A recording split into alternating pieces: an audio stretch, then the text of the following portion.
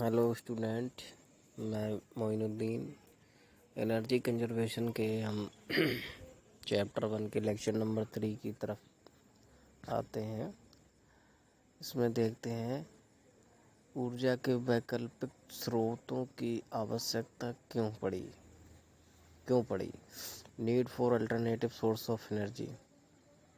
तो देखते हैं, देखिए अल्टरनेटिव सोर्सों की आवश्यकता इसलिए पड़ी क्योंकि हमारे पास कोयला है, इसके लिमिटेड भंडार है, ठीक है। दूसरा प्राकृतिक गैस है, इसके भी सीमित भंडार है। और अगला है हमारा क्रूड ऑयल, इसके भी सीमित भंडार है। ये कुछ ना कोई टाइम पीरियड ऐसा आएगा जिस दिन ये ख़त्म हो जाएंगे। तो उस समय की सोचते हुए इस समय पे हमें क्या करना है, इन चीज़ों का इस्तेमाल कम करना है और वैकल्पिक सोर्स जो हम इस्तेमाल कर रहे हैं तो उसके द्वारा क्या होगा, उससे क्या होगा, हमारा कोयले का इस्तेमाल कम हो जाएगा। तो इसका मतलब टाइम पीरियड बढ़ा देंगे हम कि अगर मान के चलो 100 साल में ख़त्म हो रहा है तो 200 साल में ख़त्म होगा। इस तरीके से ऊर्जा के वैकल्पिक स्रोतों की आवश्यकता क्यों पड़ी, इसका कारण स्पष्ट है कि भूमि से कोयला, पेट्रोलियम पदार्थों, अन्य खनिज धातुओं का अत्यधिक दोहन हो रहा है। क्योंकि विश्व में जनसंख्या वृद्धि हो रही है, साथ ही साथ ऊर्जा की मांग में चक्रवृद्धि दर से वृद्धि भी हो रही है। विश्व का प्रत्येक प्राणी सुविधा भोगी हो गया है। जीवाश्म ईंधन भंडार समाप्ति की ओर है। वैज्ञानिकों का अनुमान है कि अगले 50 वर्षों के अंदर ये स्रोत समाप्त हो जाएंगे। वैज्ञानिक तो यहाँ तक आशा करते हैं कि कोयले की भंडार की लगभग सन 2250 ईस्वी तक समाप्त हो जाएंगे। विश्व आज जल की कमी से परेशान है।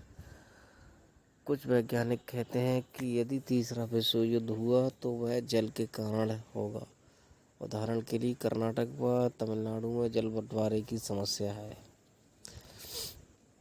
ठीक है, आगे देखते हैं हम ग्लोबल वार्मिंग, भूमंडलीय ऊष्मीकरण क्या होता है। ये ग्लोबल वार्मिंग क्या है, एक तरीके से हमारे पृथ्वी का टेम्परेचर धीरे धीरे बढ़ता जा रहा है। इसका क्या कारण है, इसके कारण ये है कि इस सूर्य के द्वारा जो किरणें आती हैं वो यहाँ पर आपतित होने के बाद जब परावर्तित होती हैं तो परावर्तित होते ही उनका क्या हो जाता है, परावर्तित होने के बाद वो वायुमंडल से बाहर नहीं जा पाती। वायुमंडल से बाहर नहीं निकल पाने के कारण पृथ्वी पे ही रह जाती हैं, जिसकी वजह से क्या होता है, पृथ्वी का टेम्परेचर बढ़ जाता है। तो उसकी वजह से क्या हो रहा है, ग्लेशियर्स वगैरह पिघल रहे हैं, जैसे समुद्र का जल स्तर, कहीं कहीं देशों में बाढ़ों का सामना करना पड़ रहा है। तो इसकी वजह से बहुत बड़ी समस्या पैदा होने वाली है ग्लोबल वार्मिंग की वजह से। भूमंडलीय ऊष्मीकरण का अर्थ पृथ्वी के निकटस्थ सतह, वायु और महासागर के औसत तापमान में 20वीं शताब्दी से हो रही वृद्धि और इसकी अनुमानित निरंतरता है। ठीक है, देख नीचे वाले पैराम देखते हैं। जैसा कि नाम से ही स्पष्ट है, धरती के वातावरण के तापमान में लगातार हो रही विश्वव्यापी बढ़ोतरी को ग्लोबल वार्मिंग कहा जाता है।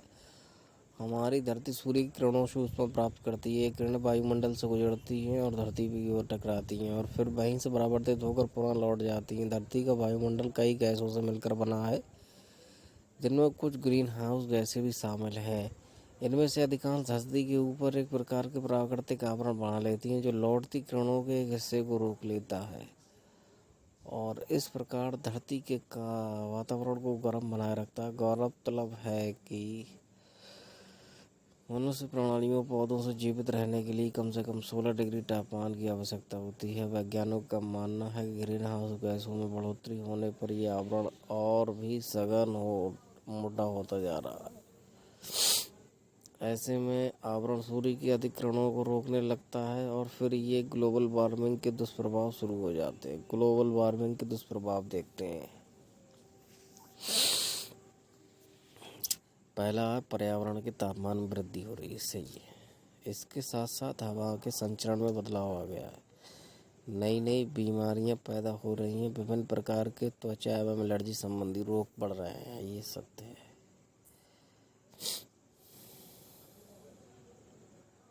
देखते हैं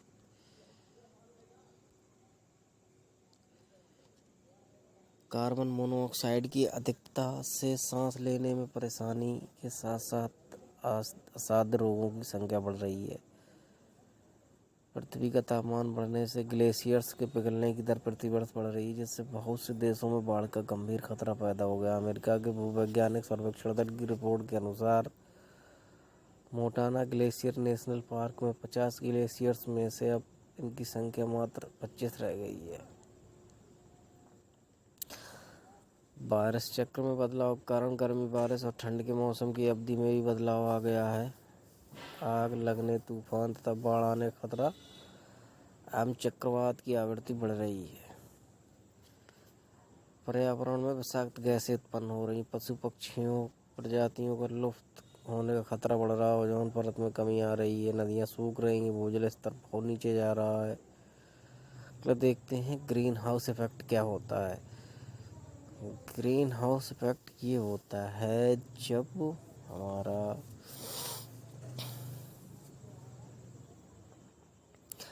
सूर्य की जो किरणें हैं जो पृथ्वी पे आती हैं, तो वायुमंडल की जो लेयर है उससे पास होके आती हैं। उससे पास होने के बाद ये छोटी तरंगदैर्घ्य की किरणें बड़ी तरंगदैर्घ्य में बदल जाती हैं।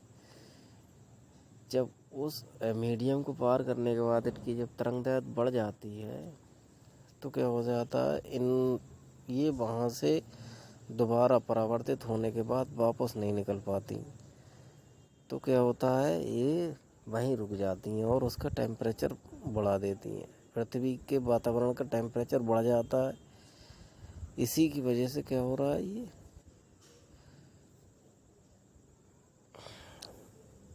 हमारा ग्लोबल वार्मिंग हो रही है।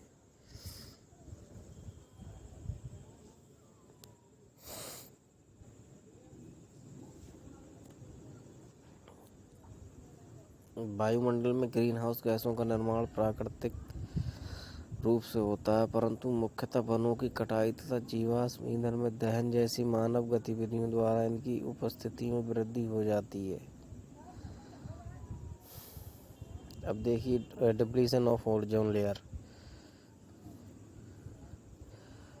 ओजोन की परत हानिकारक परावैंगनिक किरणों को पृथ्वी के वायुमंडल में प्रवेश करने से रोकती है।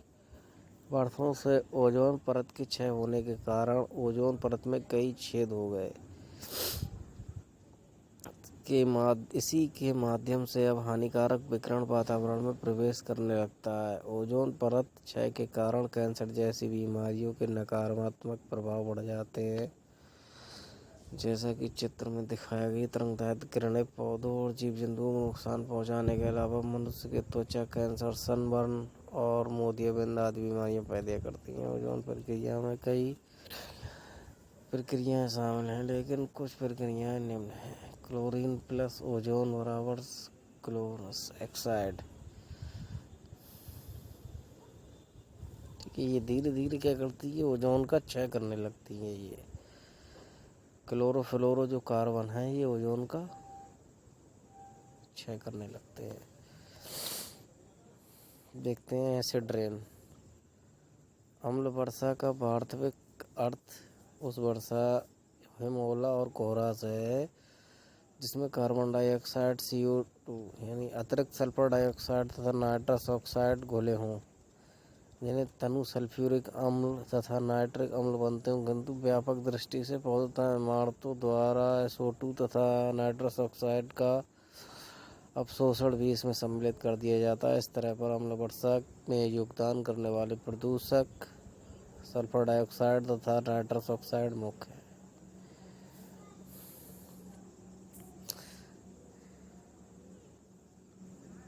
देखिए अम्ल वर्षा का डायग्राम देखिए यहाँ पर, और एसिड रेन क्या हो रहा है, H2O, ये पूरा साइकिल दिखाया गया है।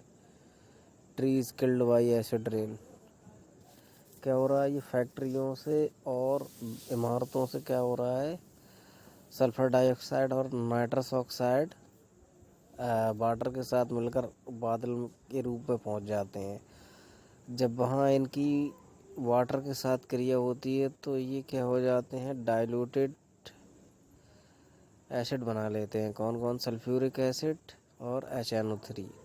जब ये वनस्पति के ऊपर गिरते हैं, पेड़ पौधों के ऊपर गिरते हैं, तो क्या उनका नुकसान कर देते हैं। इसी को क्या कहते हैं? Acid rain.